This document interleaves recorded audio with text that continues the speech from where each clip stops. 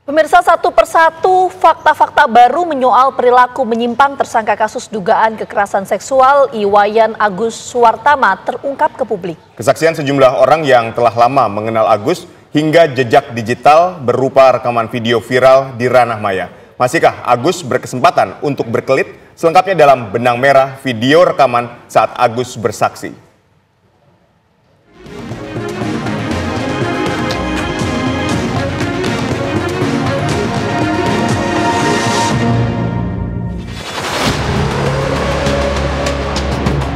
Walaupun kita berdua di kamar, kita tidak bisa apa-apa, sama sedih mandiin sama mama. Saya bukan sama kayak cocok yang lain, biar jelas. Karena cocok itu hanya manfaatin kan?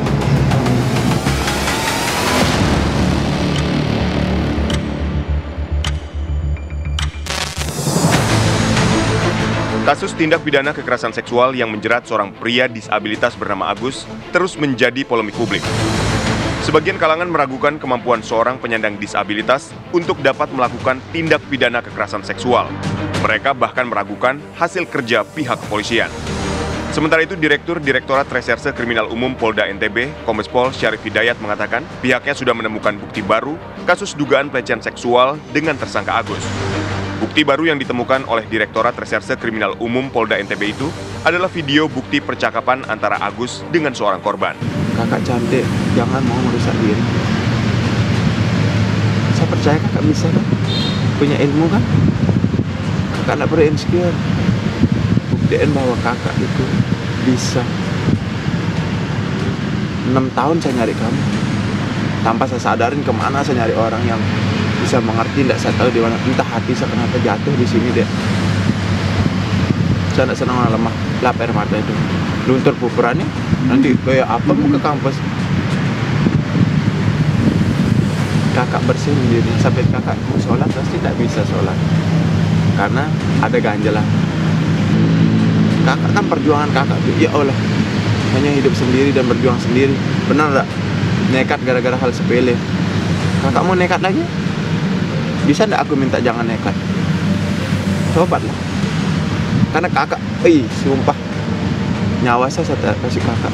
Biar kakak tahu bahwa kakak itu berarti bagi dunia ini. Kakak akan jadi orang yang tertinggi besok. Saya bukan mengarang, buktiin kalau saya bohong. Kapanpun kamu ketemu saya, kamu bisa bunuh saya. Tapi kumohon kakak, setengah percaya, sedikit percaya. Itu pikiranmu sekarang. Karena kamu baru kenal saya bisa baca langsung kok. Bingung kenapa saya ngomong gini. Kamu kira saya sama modus sama kayak cowok yang lain? Benar kan? Modus iya, ikut gini. Buktinya dia ngerusak kamu. Gitu. Saya langsung to the point. Biar kamu tidak bilang saya ngerusak. Daka itu nanti masih sasak. Bahasa Indonesia ya. Walaupun kita berdua di kamar, saya tidak bisa apa-apa, sama sedih mandiin sama mama. Saya bukan sama kayak cowok yang lain. Biar jelas. Karena cowok itu hanya manfaatin kan? Kamu. Dari mana saya tahu? Itu pikiran. Kamu mau berubah atau tidak? Kalau kamu tidak mau berubah, saya pergi. Tapi kalau kamu berubah, saya akan tetap di sini dengan mengasih tahu bagaimana cara kesuksesan kamu. Dalam video berdurasi sekitar 3 menit itu, terdengar percakapan antara Agus dengan seorang yang diduga akan menjadi sasaran Agus. Agus dalam video tersebut terdengar lihai merayu korban dengan cara mengungkit-ungkit masa lalu korban, seolah-olah ia mengetahui masa lalu korban dengan pacarnya. Kombes Pol Syarif Hidayat menyebut, rekaman video yang sudah dilakukan uji forensik digital itu menjadi bukti bahwa memang ada interaksi antara Agus sebagai pelaku dengan korban. Berkembang ke sini, ternyata ada saksi satu yang memang pernah hampir mengalami yang sama, dan ini sudah kita berita acara pemeriksaan. Dia ternyata pada saat perkenalan merekam. Si korbannya tapi merekam, ini bukan pelaku, korban merekam, direkamlah bahwa ada kalimat manipulatif segala macam untuk ini. Dan rekamannya itu sudah serahkan kepada kita saat ini, dan saat ini kita akan untuk angkat rekaman itu melalui IT-nya teman kita di Krimsus. Dalam video ini terdengar kalimat-kalimat manipulatif Agus yang memanfaatkan kelemahan korban.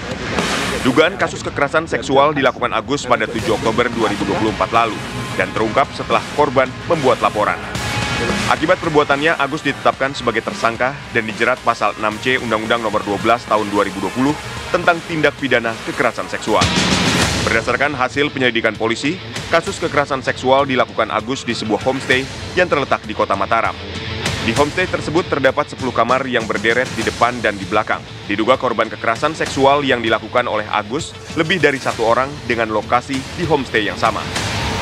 Polisi juga telah memeriksa pemilik dan karyawan homestay untuk mengungkap homestay tersebut bahkan pernah melihat Agus membawa 4 perempuan lain pada waktu yang berbeda-beda. Keterangan dari pemilik homestay dan karyawan homestay menyatakan bahwa sebelum kejadian tanggal 7 Oktober 2024 yang pada saat dilaporkan, itu memang si Agus dilihat oleh karyawan maupun pemilik homestay itu pernah berdatang ke homestay dengan perempuan yang berbeda sekitar 4-5 kali. Kalau ini keterangan di dalam penyidikan ya, kita sesuai fakta penyampaian pada saat BAP ya. Mahasiswi yang melaporkan kasus ini diduga menjadi korban pertama yang dibawa Agus ke homestay. Agus diduga memanfaatkan manipulasi emosional untuk memaksa korbannya. Memanfaatkan perempuan ataupun korban itu sendiri, terus perkenalan, mengungkapkan latar belakang ataupun penghasilan yang ada di perempuan tersebut, memanipulatif dengan kalimat-kalimat, karena kalimatnya hampir sama. Kalian itu kamu tuh perlu diberi pencerahan, perlu dimandikan, masih kotor segala macam. Itu kalimat itu. Jadi seolah-olah si pelaku ini mempunyai kemampuan untuk bisa menyadarkan dari kesalahan-kesalahan si korban ini gitu. Sementara itu di kalangan rekan-rekannya, Agus ternyata dikenal sebagai sosok yang memiliki kemampuan layaknya seorang motivator. Bicaranya Agus ini sangat-sangat luar biasa ya. Percaya dirinya itu tentu yang lebih menjadi daya tarik tersendiri.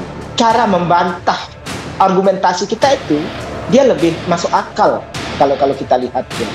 Kalau kita hadapi dia berbicara secara langsung lah dengan kita ya head-to-head itu. Jadi apa yang kita sampaikan itu, jadi argumentasinya itu lebih ngena gitu. Tetapi itu kan saya nggak tahu apakah itu juga bagian dari itu juga saya nggak paham. Tetapi yang lebih jelas bahwa bicara adik kita ini sangat-sangat luar biasa.